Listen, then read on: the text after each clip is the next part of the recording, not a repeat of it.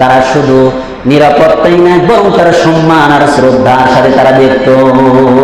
সুবহানাল্লাহ। এরা কোনো মাল লঙ্ঘন করতো না, এই লোকদেরকে আক্রমণ করতো না, মাল লঙ্ঘন করতো না, নিরাপত্তার ব্যবস্থা করে দিত। এরা শীতকালীন ব্যবসা করত, গরমকালীন ব্যবসা করত, ব্যবসা করে দুইটা মৌসুমে ব্যবসা করে বাকি মাসগুলো তারা কি করতো? বাইতুল্লাহর খেদমত করত। হাজী সাহেবরা যখন হজ করার জন্য বাইতুল্লাহ চলে আসতো, তখন পানি নিয়ে নিয়ে মানুষের কাছে যাইতো, পানি লাগবে নি, পানি লাগবে না। হায়রে স্মৃতিটা মনে পড়ে যায়। বাংলার জমিনে একটা সুন্দর সোনার ছেলে যখন পানি যান মাজলুমদের পক্ষে পানি পান করার জন্য বলছিল পানি লাগবে নি, পানি লাগবে নি, ওই জালেমদের ঘুরিয়ে এসে দেখা গেল হঠাৎ করে তার পান ভাই কেড়ে নিল। আমার ভাইয়েরা যুগে যুগে দেখা গেছে যারা দিনের জন্য কাজ করেছে তারাই মাজলুম হয়েছে, যারা বলেন ঠিক ঠিক না।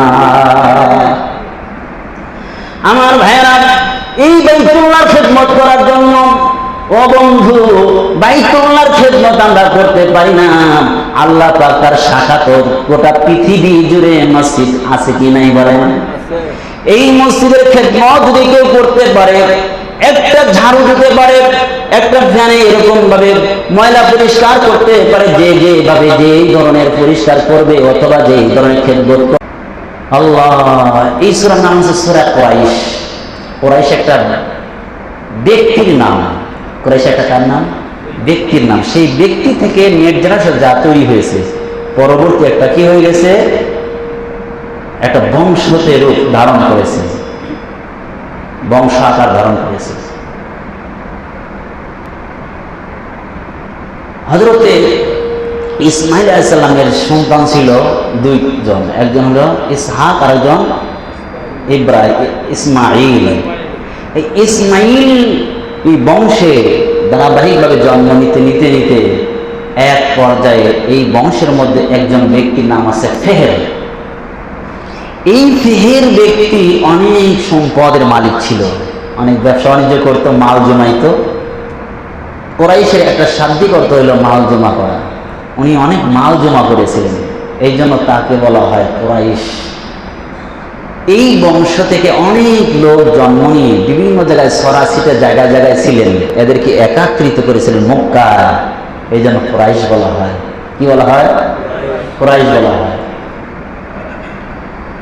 আমার রসুল আসার যে একটা গ্যাপ, এই যে একটা মাঝখানে গ্যাপ, ঈসা আলাইহিস সালাম থেকে রসুল আসা পর্যন্ত এবং রসুল আলাইহিস সালাম জন্মের পরেও নবুয়ত পর আগ পর্যন্ত বিশাল একটা গ্যাপ। এই গ্যাপের মধ্যে কি করত? লোকেরা আল্লাহকে ভুলে গেছে। আল্লাহকে ভুলে গিয়ে আল্লাহকে পাওয়ার জন্য তারা 360টা দেবতা স্বয়ং আল্লাহর ঘরে উঠে গেছে। কয়টা? 360টা দেবতা উঠে গেছে। আমার ভাইরা, এমন এক সময় ছিল যে সময় মানুষের মধ্যে মানবতা ছিল না, মানুষের মধ্যে মায়া ছিল না, দয়া ছিল না, মানুষের মায়া ছিল না, মমতা ছিল না, দয়া বলতে কিছু ছিল না। ওই সময় মানুষের মধ্যে লুটতরাজ, একজনের সম্পদ আরেকজন জোর করে নিবে, আর একজনের টাকা পয়সা জোর করে নিবে, যা যখন মনে যায় নারীদেরকে ভোগ বিলাসের ভোগ্য পাত্র বানাইছে, বন্য বানাইছে, যখন মনে চায় তখন তাদেরকে ব্যবহার করে। এই যে যখন পরিস্থিতি হয়ে গেল, রাসূলুল্লাহ সাল্লাল্লাহু আলাইহি ওয়াসাল্লাম দুনিয়া আসলেন। এখনো রানী 360টা মূর্তি আল্লাহর ঘরের মধ্যে বিদ্যমান। কুরাইশদের 7টা স্বভাব আছে, বৈশিষ্ট্য আছে, যে বৈশিষ্ট্য আল্লাহ রাসূল বলেন পৃথিবীর কাউকে দেওয়া হয় নাই। কুরাইশ বংশকে আল্লাহ তাআলা 7টা বৈশিষ্ট্য দান করেছেন, যা অন্য কোনো বংশে আল্লাহ পাক দেন নাই। কুরাইশের 1 নম্বর বৈশিষ্ট্য হলো আল্লাহ রাসূল বলেন আমি পৃথিবীর শ্রেষ্ঠ মানুষ, আমি হলাম কুরাইশ বংশে জন্মগ্রহণ করেছি, এটা অন্য কোন গোত্রে যা সম্ভব হবে না। সুবহানাল্লাহ। কুরাইশ বংশে কে জন্ম নিয়েছেন? বিশ্বনবী মুহাম্মদ রাসূলুল্লাহ সাল্লাল্লাহু আলাইহি ওয়াসাল্লাম, বিশ্ব মানবতার মুক্তির দূত, দানের মনি, সাইয়্যিদুল মুরসালিন মুহাম্মদ রাসূলুল্লাহ সাল্লাল্লাহু আলাইহি ওয়াসাল্লাম। 2 নাম্বার হইল নবুয়ত এবং রিসালাত। সর্বশেষ নবুয়ত এবং রিসালাত আল্লাহ তাআলা কোন বংশে দিয়েছেন? কুরাইশ বংশে দিয়েছেন, অন্য কোন বংশে আল্লাহ তাআলা দান করেন নাই। 2 নাম্বার বৈশিষ্ট্য কুরাইশে। 3 নাম্বার বৈশিষ্ট্য হলো কাবা ঘরের খেদমত করার জন্য খাদেম একমাত্র কুরাইশ বংশের লোকরাই তারা খেদমত করত, অন্য কোন বংশের লোক কাবা ঘরের খাদেম হওয়ার সুযোগ ছিল না। কাবা ঘরের খেদমত করার সুযোগ একমাত্র কাদের ছিল? কুরাইশ বংশের সুযোগ ছিল। যাদের কপাল ভালো তারাই আল্লাহর ঘরের খেদমত করতে পারে। যাদের কপাল ভালো, যাদের ভাগ্য ভালো, তারাই মসজিদের খেদমত করতে পারে, দ্বীন প্রতিষ্ঠানের খেদমত করতে পারে। বাইতুল্লাহর খেদমত করা যেমন তেমন বংশের সুযোগ হয় না। 4 নাম্বার হল আল্লাহ রাসূল জানিয়ে দেন, 4 নাম্বার হইল হাজীদেরকে পানি পান করানো। পৃথিবীর অন্য কোন গোত্র, অন্য কোন বংশের লোক সুযোগ পায় নাই। শুধুমাত্র হাজীদেরকে হজের মৌসুমে পানি পান করানোর সুযোগ পেয়েছে কে? জোরে বলেন কে? কুরাইশ বংশ। তারা হাজীদেরকে মেহমানদারি করার, পানি পান করার জিম্মাদারি তাদের কাছেই ছিল, অন্য কোন বংশে ছিল না। 5 নাম্বার হলো আসহাবে ফিল, হস্তি বাহিনী যে আল্লাহর ঘরকে ধ্বংস করার জন্য আসছিল। আল্লাহ পাক এই যুদ্ধে কাদেরকে বিজয় দিয়েছিলেন? কুরাইশ বাহিনীকে। কুরাইশ বাহিনীকে আল্লাহ তাআলা বিজয় দিয়েছিলেন। 6 নাম্বার হইল 10 বছর পর্যন্ত আল্লাহর ঘরে ইবাদত পৃথিবীর আর কোনো মানুষ করে নাই। আল্লাহর শুধুমাত্র খেদমত আর দাসত্ব করেছে কুরাইশ বংশের লোক। আল্লাহ রাসূল যখন নবুয়ত লাভ করেন, ওই নবুয়ত পাওয়ার সময় 10 বছর যে মাক্কি জীবনে গেছে, এই 10 বছরের মধ্যে অন্য কেউ ইবাদত করে নাই। শুধুমাত্র কারা ইবাদত করেছে? কুরাইশ বংশের লোক ইবাদত করেছে। কুরাইশ বংশের শুধু লোক, এরাই ইবাদত এরকম ভাবে আল্লাহ তাআলা ইবাদত করেছে, দাসত্ব করেছে, আর কেউ করে নাই। পরে না বিভিন্ন গোত্রের লোকেরা যোগ দিয়েছে। 7 নম্বর হইল আল্লাহ রাব্বুল আলামিন কুরাইশদের নামে এমন একটা পার্সোনাল সূরা নাযিল করেছেন, অন্য কোন বংশের নামে আল্লাহ তাআলা সূরা নাযিল করেন নাই। কুরাইশ বংশের নামে একটা সূরা নাযিল করেছেন, যেই সূরার মধ্যে শুধু কুরাইশদের নিয়ে আলোচনা করা হয়েছে, আর কাউকে নিয়ে আলোচনা করা হয়নি। বুঝতেছেন কথাগুলো? এই কুরাইশরা ওই সময়ও সারা পৃথিবীর অবস্থাটা কেমন? আল্লাহর ইবাদত করত, সবাই আল্লাহর ইবাদত করত, আল্লাহকে আল্লাহ হিসেবেই জানতো, আল্লাহকে আল্লাহ হিসেবেই মানত। কিন্তু সাথে সাথে এই যে 360টা দেবতা, এরা তারা আল্লাহকে পাওয়ার জন্য ওসিলা মনে করত। কি মনে করত? আল্লাহকে পাওয়ার মাধ্যম মনে করত, যে এদের মাধ্যমে আল্লাহর নৈকট্য অর্জন করা যাবে। এই জন্য কোন দেবতাকে আল্লাহ মনে করতো না, আল্লাহকে আল্লাহই মানত। তারা আল্লাহকে আল্লাহ হিসেবে মানত। আর যত দেবতা, তাদের দেবতার নামও আলাদা, কার্যক্রমও আলাদা, কিন্তু তারা মনে করত এইগুলোর মাধ্যমে আল্লাহর নৈকট্য অর্জন করা যাবে। বলুন নাউযুবিল্লাহ। যেটা আমাদের সমাজেও বিভিন্ন জায়গায়, দেশে বিভিন্ন জায়গার মধ্যে মানুষরা মনে করে যে আল্লাহ ছাড়াও অন্যদেরও কিছু ক্ষমতা আছে, যেটা তাদের সাধনা করলে, তাদের ভক্তি করলে এটা পাওয়া যাবে। নাউযুবিল্লাহ। যতই ভক্তি করা হোক, যত সাধনা করা হোক, দেওয়ার মালিক একমাত্র কে? আল্লাহ। একমাত্র আল্লাহকে মনে করতে হবে। আল্লাহু ইউতিনা, একমাত্র আল্লাহই দেনেওয়ালা।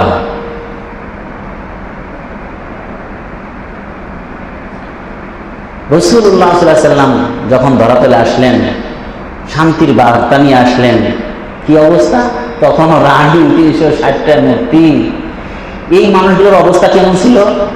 কোনো রাস্তাঘাট নিরাপত্তা নাই, যেরকম ভাবে আমাদের অবস্থা হয়েছিল। আল্লাহ পাক যেন খুব দ্রুত শান্তি এবং নিরাপত্তার ব্যবস্থা করেন, বলুন আমিন। আল্লাহ, সেই লুণ্ঠন আর রাহাজানি মারামারি দেখি নেই, কিন্তু বর্তমান ইদানিং দেখে মনে হয় সেই আজ থেকে 1400 বছর আগের সেই স্মৃতিটা মনে হয় ভেসে ওঠে, যে এরকমই মনে হয় তারাও ছিল। আল্লাহ, কোন জাতি নবীদের সাথে বেয়াদবি করে পৃথিবীতে টিকতে পারে নাই। কোন জাতি আলেমদের সাথেও বেয়াদবি করে টিকতে পারে নাই এবং পারবেও। আপনারা কি জানেন, যেই লোকটা আমাদের এই দেশের একজন খুব জনপ্রিয় একজন আলেম আল্লামা আব্দুল হোসেন সাইদি সাহেব, তাকে যখন জানাজা দেওয়ার জন্য নেওয়া যাওয়া হলো, তখন তার জানাজা কিন্তু প্রতিহত করার জন্য একজন লোক ঘোষণা দিয়েছিল, কিন্তু পরে কি অবস্থায় ছিল তার অস্তিত্ব খুঁজে পাওয়া গেল না, লাশের টুকরা পর্যন্ত খুঁজে পাওয়া যায় না। পাওয়া গেছে? বোঝা দরকার। সে কি করেছিল? একজনের 2 চোখ উঠেছিল, সে একজনের 2টা চোখ উঠে ফেলেছিল। তার বাবা এসে বললো যে চোখ উঠিলেন কেন, হত্যা করছেন করেন, চোখটা তুলে ফেললেন কেন, ঘাড় লাগাতে দিয়ে ফেলেছে। আজকে কোথায় তুমি? তোমার টুকরাটা পর্যন্ত পায় না। পৃথিবীর নজির এরকম, পৃথিবীর নজির এরকম। আল্লাহ ছেড়ে দেন, কাউরে ছাড় দেন, কিন্তু ছেড়ে দেন না, ধরে ফেলেন। ইন্না বাতশা রাব্বিকা লাশাদীদ, আল্লাহ ধরা বহু চূড়ান্ত ধরা, বড় শক্ত ধরা, ধরলে আস। মানুষের মধ্যে নিরাপত্তা নাই, ডাকাতি, রাহাজানি, খুন খারাপি, অন্ধকারে নিমজ্জিত একটা সমাজ ব্যবস্থা, এমন একটা কলুষিত একটা অবস্থা হয়ে গেছে। মানুষের রাস্তায় নিরাপত্তা নাই, রাস্তায় বের হলে নিরাপত্তা নাই, মহিলাদের নিরাপত্তা নাই, জানের নিরাপত্তা নাই, মালের নিরাপত্তা নাই। আল্লাহ রাব্বুল আলামিন জানায় দেন, হে কুরাইশরা, লিইলাফি কুরাইশ, কুরাইশদের একটা আসক্তি আছে। কিসের আসক্তি? ইলাফিহিম রিহলাতাশ শিতাই ওয়াস সাইফ। এই কুরাইশের লোকরা শীতের মৌসুমে তারা কি করত? ব্যবসা করার জন্য ইয়ামান দেশে চলে যাইত। আর গ্রীষ্মকালে তারা ব্যবসা করার জন্য ওই সিরিয়ায় চলে যাইত। উত্তরবঙ্গ, ওই মক্কা থেকে উত্তর দিক এবং দক্ষিণ প্রান্তে এই লোকগুলো যখন ব্যবসা করার জন্য যাইতেন, দোস্ত, যখন দেখা যেত উত্তর প্রান্তে শীত রয়েছে, দক্ষিণ প্রান্তে দেখা যায় শীত নাই, গরম, আমার ভাইরা তারা কি করতো? কুরাইশের লোকেরা তারা যেই মৌসুমে, শীতের মৌসুম, মক্কায় যখন শীত, ওই সময় যে রাষ্ট্রে গরম, ওই রাষ্ট্রে তারা কি করার জন্য যেত? ব্যবসা করার জন্য যেত। মক্কায় যখন ঠান্ডা, ওই সময় যে রাষ্ট্রের মধ্যে গরম, ওই জায়গায় যাইতো ব্যবসা করার জন্য। আমার ভাইয়েরা, তাহলে এরা কেমনে ব্যবসা করার জন্য গেল? এদের মাল কি লুণ্ঠন করে নাই? আল্লাহ জানায় দেন, এই নিরাপত্তার ব্যবস্থা কে করে দিল? আমি করে দিলাম। কেন করে দিলাম তোমরা জানোনি? যত তোমরা বাইতুল্লাহর খাদেম, বাইতুল্লাহর কথা যখনই বলো যে আমরা বাইতুল্লাহর খাদেম, হাজিদেরকে পানি পান করাই, বাইতুল্লাহর ওসিলায় আমি আল্লাহ তাআলা গোটা পৃথিবীর মধ্যে নিরাপত্তার ব্যবস্থা করে দিলাম। এই কুরাইশ বংশের লোকজন সিরিয়ায় যাইতো ব্যবসা করার জন্য, ওই ইয়ামানে ব্যবসা করার জন্য যাইতো। এই কাফেলাগুলো যখন বলতো আমরা বাইতুল্লাহর খাদেম, তারা শুধু নিরাপত্তাই না, বরং তারা সম্মান আর শ্রদ্ধার সাথে তারা দেখত। সুবহানাল্লাহ। এরা কোনো মাল লঙ্ঘন করতো না, এই লোকদেরকে আক্রমণ করতো না, মাল লঙ্ঘন করতো না, নিরাপত্তার ব্যবস্থা করে দিত। এরা শীতকালীন ব্যবসা করত, গরমকালীন ব্যবসা করত, ব্যবসা করে 2টা মৌসুমে ব্যবসা করে বাকি মাসগুলো তারা কি করতো? বাইতুল্লাহ খেদমত করতো। হাজী সাহেবরা যখন হজ করার জন্য বাইতুল্লাহ চলে আসতো, তখন পানি নিয়ে নিয়ে মানুষের কাছে যাইতো, পানি লাগবে নি, পানি লাগবে না। হায়রে স্মৃতিটা মনে পড়ে যায়। বাংলার জমিনে একটা সুন্দর সোনার ছেলে যখন পানি যান মাজলুমদের পক্ষে পানি পান করার জন্য বলতেছিল, পানি লাগবে নি, পানি লাগবে নি। ওই জালেমদের গুলি এসে দেখা গেল হঠাৎ করে তার পান ভাই কেড়ে নিল। আমার ভাইয়েরা যুগে যুগে দেখা গেছে যারা দিনের জন্য কাজ করেছে তারাই মাজলুম হয়েছে, যারা বলেন ঠিক কি ঠিক না? আমার ভাইয়েরা, এই বাইতুল্লাহর খেদমত করার জন্য, ও বন্ধু, বাইতুল্লাহর খেদমত আমরা করতে পারি না। আল্লাহ পাক তার শাখাত গোটা পৃথিবী জুড়ে মসজিদ আছে কি নাই বলেন? এই মসজিদের খেদমত যদি কেউ করতে পারে, একটা ঝাড়ু দিতে পারে, একটা ফ্যানে এরকম ভাবে ময়লা পরিষ্কার করতে পারে, যেভাবে যে ধরনের পরিষ্কার করবে অথবা যে ধরনের খেদমত করবে, বলে যে তৎকাল লোক হোক না কেন, আল্লাহর এই ঘরের যদি কেউ খেদমত করে, বলে আল্লাহর এই ঘরের খেদমত করার কারণে আল্লাহ রাব্বুল আলামিন ওই বান্দার জান মানে নিরাপত্তা ব্যবস্থা করে দিবে। তার প্রমাণ হলো কুরাইশ। এই কুরাইশ লোকগুলো ইয়ামান দেশে চলে যাইত, সিরিয়ায় চলে যাইত। ওই সময় যে সময় মানুষের মানবতা ছিল না, লণ্ঠন আর অত্যাচার ছাড়া কিছুই ছিল না, এমন সময়ও কুরাইশরা ব্যবসা করতে গিয়ে নিরাপত্তার সাথে ব্যবসা করত। আল্লাহ তাআলা বলেন, এই পরিবেশটা কে করে দিল বলো দেখি? যেই সময় আমি আল্লাহ তাআলা তোমাদেরকে দেখাইছি না, তোমরা ভাত পাও নাই, তোমরা রুটি পাও নাই, তোমরা খাবার পাও নাই, একটানা 6 বছরের মতো তোমরা এরকম ভাবে কষ্টে জীবনযাপন করেছো মক্কা নগরীতে। আমার ভাইরা, দুর্ভিক্ষ, অতি দুর্ভিক্ষ হওয়ার কারণে মানুষগুলো হাহাকার করে গেছে, লুণ্ঠন রাহাজানি পড়ে গেছে। আল্লাহ রাব্বুল আলামিন এই মানুষগুলো বাইতুল্লাহর খেদমত করার কারণে পরিবেশ এমন দাঁড় করে দিলেন, এই লোকগুলো যেই দেশেই যায় খেদমত এরকম ব্যবসা করার জন্য, ওই দেশটাই এমন হয়ে যায় যখন বলে আমরা তো বাইতুল্লাহর খাদেম, আমরা বাইতুল্লাহর খাদেম, কুরাইশ বংশের লোক, সুবহানাল্লাহ। তখনই দেখা গেল যেই দেশেই যায় ওই দেশের লোকজন তাকে সম্মান করে, তাদেরকে সম্মান করে, নিরাপত্তা দেয়, তাদের প্রতি কোনো বাঁকা নজরে তাকায় না, কোনো খারাপ নজরে তাকায় না, লোকগুলোকে সম্মান করে, ইজ্জত করে। ইজ্জত দেওয়ার মালিককে আল্লাহ। ওয়া তুইজ্জু মান তাশা ওয়া তুযিল্লু মান তাশা বিয়াদিকাল খায়র ইন্নাকা আলা কুল্লি শাইইন কদির। সম্মান দেওয়ার মালিক কে? আল্লাহ। আর একটু জোরে বলেন কে? আল্লাহ। লাঞ্ছিত করার মালিক কে? আল্লাহ। আরে আল্লাহ যদি ধরে তাহলে যতই তুমি ফাঁক খোঁজো, হয়ে গেছে বুড়া, দাড়ি হয়েছে সাদা, আগে পড়তো প্যান্ট, এখন পড়ছে লুঙ্গি, দাড়ি ছিল সব কামাইয়া, লুঙ্গি কইরা ভাগতেছিল,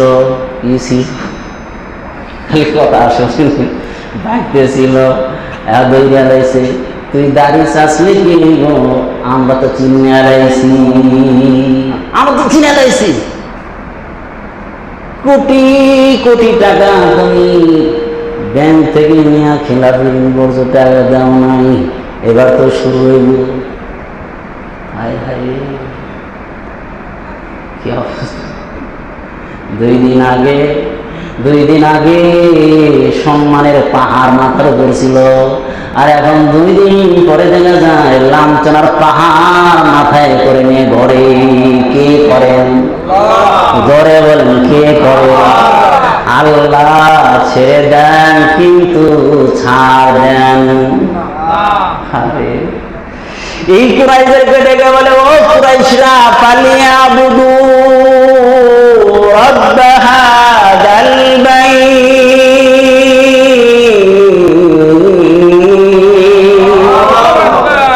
আল্লাহ তাআলা ডেকে বলে, ও কুরাইশরা, আমি ব্যবস্থা করলাম ব্যবসা করার জন্য, ব্যবস্থা করে দিলাম, তোরা 2 সিজন ব্যবসা কইরা বাকি সময়গুলো বাইতুল্লাহর তোমরা খেদমত করো, ভালো ভালো খাও, আর হাজিদেরকে পানি পান করাও, স্বাচ্ছন্দ্যে থাকো। যেই সময় মানুষের নিরাপত্তা নেই ওই সময় তোমাদের নিরাপত্তা, যেই সময় মানুষের দুর্ভিক্ষ ওই সময় তোমাদের স্বাচ্ছন্দ্য। এটা পরলোকে। আল্লাহ তাআলা বলেন, আমি যে আল্লাহ তাআলা এত সুন্দর ব্যবস্থা করে দিলাম রে বান্দা, তাহলে তাদের কি করতে হবে? আল্লাহ তাআলা 3 নম্বর আয়াতের মধ্যে জানায় দেন, ফালিয়াবুদু রাব্ব হাযাল বাইত।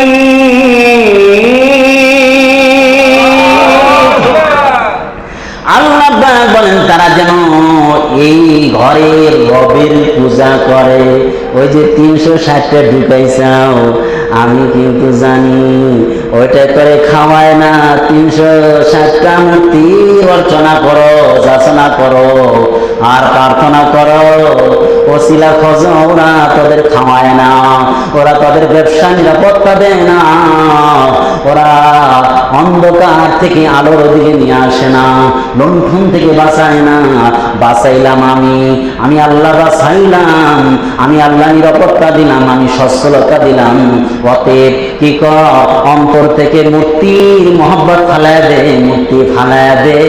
আমারে ঢুকা, আমার এই যে ঘরের যিনি মালিক, যিনি মালিক, এই মালিকের তোমরা চেনো, সে হলো আল্লাহ। শুধুমাত্র তার ইবাদত করো, অন্য কারো করা যাবে, অন্য কারো করা যাবে। আল্লাহ তাআলা এই কথাই বলেন, ফালিয়াবুদু রাব্ব হাযাল বাইত।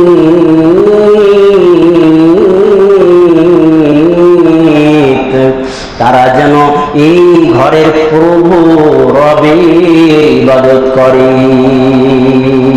বলেন দেখি, এই ঘরের রবের ইবাদত করতে হবে কি হবে না?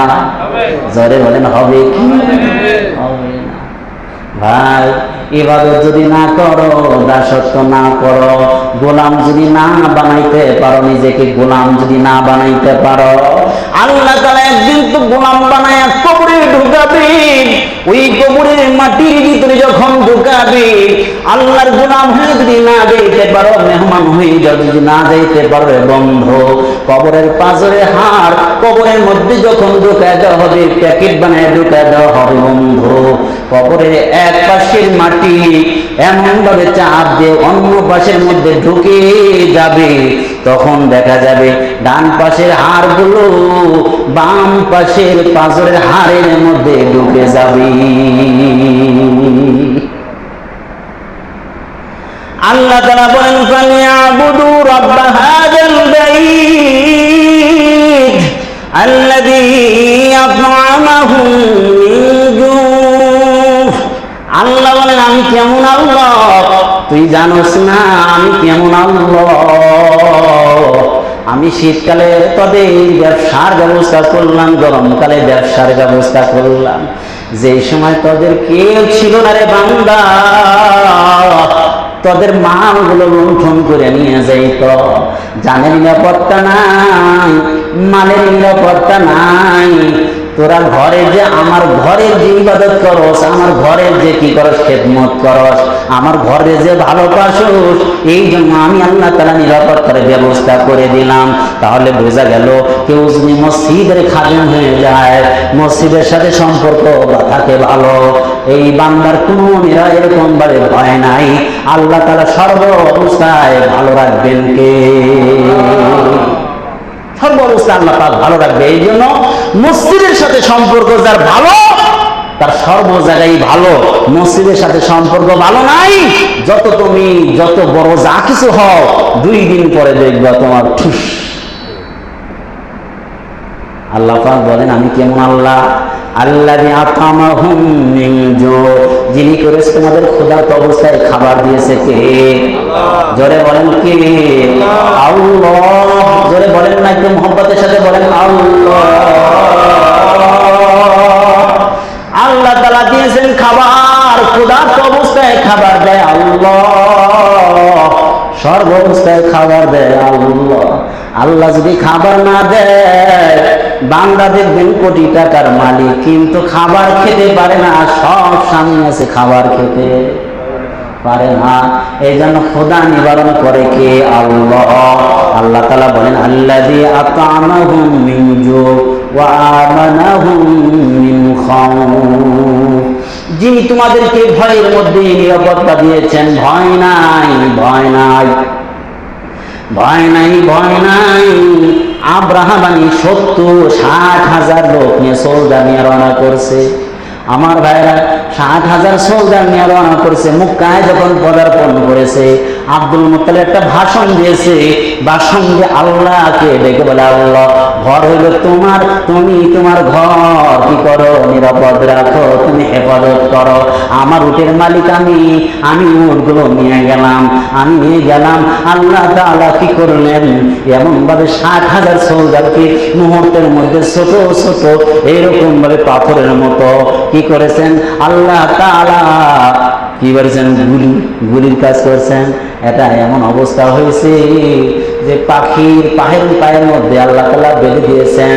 পাখির পায়ের মধ্যে নিয়ে আসছে, ছেড়ে দেয়, মাথা দিয়ে ঢুকে পিছনের রাস্তা দিয়ে বের হয়ে যায়। এই পাওয়ারটা দিলেন কে? জোরে বলেন আল্লাহ। আল্লাহ পাক বলতেছেন, ওই কুরাইশদেরকে বলছেন, তাহলে তো আমাদেরকে বলতেছেন, সবাইকে বলতেছেন। কোরআন তো শুধু কুরাইশদের জন্য না, সবার জন্য। আল্লাহ পাক বলতেছে, আমি খাবার দিই, আমি তোমাদেরকে ভয়ের সময় নির্ভয় করি, নিরাপত্তা দেই। সুতরাং কি করতে হবে? ফালিয়াবুদু রাব্ব হাযাল বাইত, এই ঘরের মালিকের ইবাদত করতে হবে। নাকি এই ঘরের মধ্যে যে মূর্তি আছে তার ইবাদত করবে? ঘরের মালিকের ইবাদত করতে হবে। আহা, ইবাদত তো আমরা করতেই মনে চায় না। ইবাদত আমাদের করতে মনে চায়, হায় হায় কি কষ্ট। আমরা দেখেছি যারা নামাজ পড়ে না, এদেরকে নামাজ পড়ানো এত কঠিন। নামাজ মনে করছে সহজ, নামাজ অনেক ভারী জিনিস। যারা নামাজ পড়ে না এদেরকে যে নামাজের কথা বলেন, একটা সিগারেট খাওয়াই হয়, আপনি ঘন্টার পর ঘন্টা ঘুরিতে পারেন।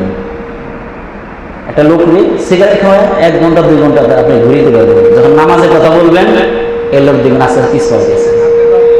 এ লোক কি হবে না, সাথে নাই, পিস পাওয়া যাবে। আল্লাহ আল্লাহ। আর একটু 10 মিনিট চলো, কষ্ট হবে বুঝলে?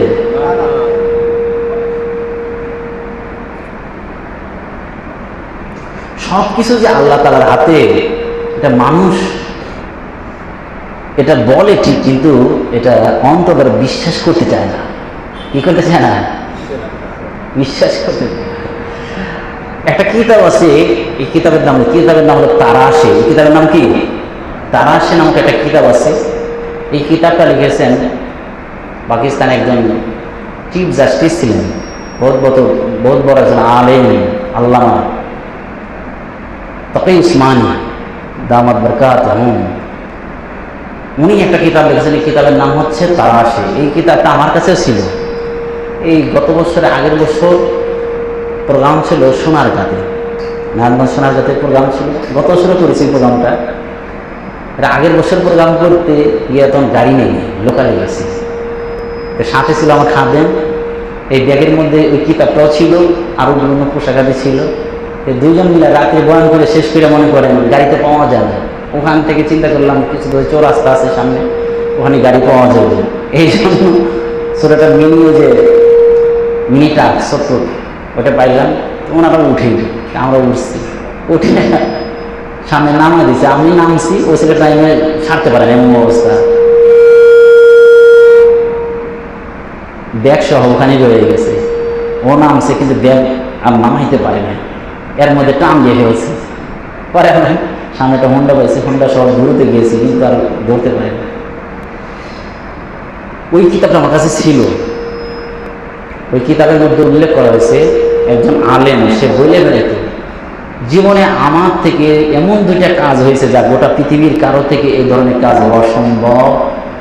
জোরে বলেন কেমন কাজ? 2টা। তাহলে এমন কাজ আমার থেকে হয়েছে যেই কাজ পৃথিবীর কারো কাছ থেকে হওয়া সম্ভব না। এমন একটা কাজ আমার থেকে, 2টা কাজ হয়েছে। 1 নাম্বার কি কাজ? তিনি বলেন, মৌলানা সাহেব বলেন যে আমি এক মাহফিলে গেলাম। মাহফিলে গিয়ে দেখি আমার আগে পিছিয়ে অনেক আলেমের নাম হাফেজ, মাওলানা, মুফতি লাগানো হইল, কিন্তু আমার নামটা হাফেজ নাই। তখন আমি ওই দিন থেকে নিয়ত করলাম আমি হাফেজ হয়ে যাবে। বাসায় গিয়া হাফেজ হয়েছি মাত্র 3 দিনে। কয় দিনে? 3 দিনে হাফেজ হওয়ার পুরা কোরআন শরীফ 4টা বিষয়। ভুল বলে এটা কার দ্বারা সম্ভব? আমি 3 দিনে হাফেজ হয়ে গেছি। একটা হলো ভালোর দিক, একটা খারাপের দিক। আর খারাপটা বিষয় কি, আমি আরেকটা মাহফিলে গেলাম, মাহফিলে যাওয়ার পরে আমার এত সুনাম বলতেছে, সুনাম আমার সুনাম, আমার ভিতরে একটা ভাব চলে আসছে যে আমি একজন বড় আলেম। বাড়িতে আসার পরে পরের দিন জুমার নামাজ পড়াইতে যাব, দেখলাম দাড়িগুলো অনেক বেশি লামলাম। তখন এক মুষ্টি ধরে, তো এক মুষ্টি পরে কাটা যায় যাচ্ছে, এক মুষ্টি এভাবে ধৈরা আমি দাড়িগুলো ছাঁটার জন্য চিন্তা ভাবনা করলাম যে এক মুষ্টির পরের অংশটা, ওর বৃত্ত অংশটা আমি কেটে ফেলি। ঠিক এক মুষ্টি কাটতে গিয়ে আমি 2 কেজি চালাবো নিচে হয়ে গেছে উপরে, দাড়ি শেষ কাটতে গেছে। উনি বলেন আমার কাছ থেকে এই এমন দুইটা কাজ ঘটে গেছে যা পৃথিবীর কারো কাছে ঘটা সম্ভব। আমি এই অবস্থায় জুমার নামাজ পড়াই দিয়ে গেছি, যেই লোকটা একদিন আগে যেই লোকগুলো আমার প্রশংসায় পঞ্চমুখ, এখন সবাই খালি বদনাম আরম্ভ করেছে।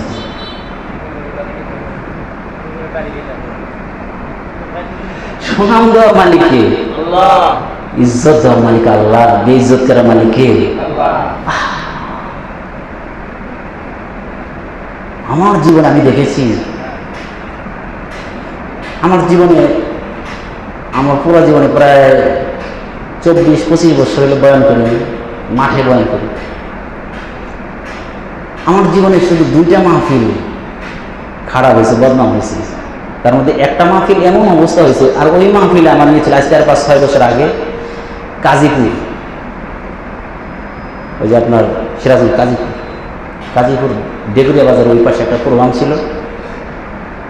তা আমার ওই দিন নিয়েছিল আজকে এমন একটা বয়ান দেবো, তখন তো একটা জোর ছিল, বোঝেন নাই, আর পাশাপাশি এমন একটা বয়ান দেব। আরও তো বয়ান করছে দিক দিয়ে, আলহামদুলিল্লাহ খুব ভালো হয়েছে। তো এবার নিয়ে তো এসে গেছে, এমন একটা বয়ান দেবো যাতে ভালো একটা নাম হয়। আর ওরা আগেতে বলছে যুবকরা খুব একটা ভালো মাহফিল। ওই মাহফিলে এত খারাপ হয়েছে যে আমি লজ্জিত হয়েছি। কেমন? আমার জীবনে মাহফিল থেকে কোনোদিন লোক উঠে যায় না। ওই দিন এমন অবস্থা আছে, লোক উঠে যেতে যেতে 3 ভাগের 2 ভাগ লোক উঠে গেছে। পরে আমি সারা রাস্তা পরে দিয়ে টাকা দিছে, পরে দিয়ে 10,000 টাকা দিছে। আমি বললাম যে টাকা যে দিছে তাও বলবো, টাকা না দিলে কিছু করার ছিল যে অবস্থা। আমার পরে ইয়া হইল যে আসলে সবকিছু যে আল্লাহ তাআলার হাতে, সবকিছু যে আল্লাহ তাআলার হাতে। মানুষ অহংকার করে কিছুই করতে পারে না, মানুষ কোনো কিছু করার ক্ষমতা নেই, কিচ্ছু করার ক্ষমতা নেই। সবকিছু কে করে? আল্লাহ পাক করেন। এই জন্য আজকে এই সূরা কুরাইশ থেকে আমরা কি উপদেশ নিলাম? নিয়ামত দেন কে? নিয়ামত নিয়ে নিবেন কে? নিয়ামত যেহেতু আল্লাহ পাক দিয়েছেন, অতএব কি করতে হবে? এই ঘরের যিনি মালিক তার দাসত্ব করতে হবে। এই ঘরের যিনি মালিক তার কি করতে হবে? দাসত্ব করতে হবে। আল্লাহ পাক আমাদেরকে 5 ওয়াক্ত নামাজ জামাতের সাথে আদায় করার তৌফিক দান করুন, বলুন আমিন। সবাই দুরূদ আল্লাহুম্মা সাল্লি আলা সাইয়্যিদিনা ওয়া নাবিয়িনা ওয়া শাফিঈনা ওয়া হাবিবিনা মাওলানা মুহাম্মদ সাল্লাল্লাহু আলাইহি ওয়া আলা আলিহি ওয়া সাহবিহি ওয়া সাল্লাম। ربنا ظلمنا أنفسنا وإن لم تغفر لنا وترحمنا لنكونن من الخاسرين يا رب العالمين। ইশারের নামাজের পর থেকে আল্লাহ 10টা বেজে গেল। আল্লাহ সূরা কুরাইশ থেকে কিছু কথা বলার জন্য চেষ্টা করলাম। আল্লাহ যা কিছু বললাম ও শুনলাম, ইয়া আল্লাহ আমাদের প্রত্যেককে সহি কথাগুলোর উপর আমল করার তৌফিক দান করেন। ইয়া রাব্বাল আলামিন ইয়া আরহামার রাহিম। মাওলা করিম যতদিন বাঁচা রাখেন ঈমান ও আমলের সাথে সিরাতুল মুস্তাকিমের উপর বাঁচা রাখেন। ইয়া রাব্বাল আলামিন আমাদের কোনো শক্তি নাই, সামর্থ্য নাই, আমরা বড় দুর্বল। আল্লাহ জীবনে যত গুনাহ করেছি জিন্দেগীর গুনাহগুলো মাফ করে দেন। ইয়া রাব্বাল আলামিন এই তাফসীরুল কোরআন মাহফিলে যারা বসলেন, মেহেরবানি করে মাওলা তাফসীরুল কোরআন মাহফিলকে কবুল করে নেন। যে সমস্ত ভাইয়েরা, যে সমস্ত বাবাজিরা লম্বা টাইম পর্যন্ত বসে থাকলেন, মেহেরবানি করে মওলা আমাদের জিন্দেগির গুনাহগুলো মাফ করে দেন। ইয়া রাব্বাল আলামিন, এই কুরাইশের তাফসীর শুনলাম, ইয়া আল্লাহ মাফহুম যা বুঝলাম, ইবাদত না করে কোনো রেহাই হবে না। ইয়া আল্লাহ মেহেরবানি করে আমরণ তোমার দাসত্ব করার তৌফিক দিয়ে দাও আল্লাহ। ইয়া রাব্বাল আলামিন, আমাদের অনেকেরই বাবা নাই, মা নাই। ইয়া আল্লাহ, যাদের বাবা মা দুনিয়া থেকে চলে গেছে, প্রত্যেকের কবরগুলোকে আল্লাহ জান্নাতের টুকরায় পরিণত করে দেন আল্লাহ। ইয়া রাব্বাল আলামিন, আমরা যারা বাঁচা আছি আমাদের উপর আপনার খাস রহমত এবং সাকিনা নাযিল করেন আল্লাহ। ইয়া রাব্বাল আলামিন, এই মহল্লাবাসীকে কবুল করে নেন। ইয়া রাব্বাল আলামিন, এই মসজিদকে, বাইতুল আকসা মসজিদকে কবুল করে নেন আল্লাহ। এই মসজিদের মাওলা ইমাম মুয়াজ্জিন আল্লাহ কমিটিকে কবুল করে নেন। আল্লাহ এই মসজিদের মুতাল্লি হিসাবকে কবুল করে নেন। ইয়া রাব্বাল আলামিন, এই মসজিদের মুসল্লিয়ানে কিরামদেরকে কবুল করে নেন। ইয়া রাব্বাল আলামিন, আসমানি বালা, জমিনি বালা, হাওয়াই বালা, সকল প্রকার আফত বিপদ মুসিবত থেকে হেফাজত করেন আল্লাহ। ইয়া আল্লাহ, আপনি যদি মুসিবত দেন তার থেকে রক্ষা করার কোনো উপায় নেই। ইয়া রাব্বাল আলামিন, ইয়া রাব্বাল আলামিন, যেদিকে তাকাই শুধু গুনাহ ছাড়া আর কিছুই দেখি না। আল্লাহ, গুনাহ করতে করতে জীবনটা তো একদম নষ্ট করে ফেলেছি। ইয়া রাব্বাল আলামিন, গুনাহ করতে করতে জীবনটা নাপাক করে ফেলেছি। ইয়া রাব্বাল আলামিন, আপনি গুনাহগুলো মাফ করে দিয়ে আমাদের জিন্দেগিগুলোকে আল্লাহ পবিত্র বানায় দেন। ইয়া রাব্বাল আলামিন, আমাদের জীবনগুলোকে আল্লাহ পবিত্র বানায় দেন। ইয়া আল্লাহ, আমাদের জীবনগুলোকে সুন্দর বানায় দেন। ইয়া আল্লাহ, গুনাহমুক্ত জীবন যাপন করার তৌফিক দিয়ে দেন। ইয়া আল্লাহ, আমাদের মধ্যে জরমিল মহব্বত পয়দা করে দেন, দুশমনি দূর করে দেন, শত্রুতা দূর করে দেন। আল্লাহ, দলাদলি বন্ধ করে দেন। আল্লাহ, নিরাপত্তার ব্যবস্থা করে দেন। দেশের মধ্যে জানমালের নিরাপত্তার ব্যবস্থা করে দেন। আল্লাহ, আপসের মধ্যে জরমিল মহব্বত পয়দা করে দেন।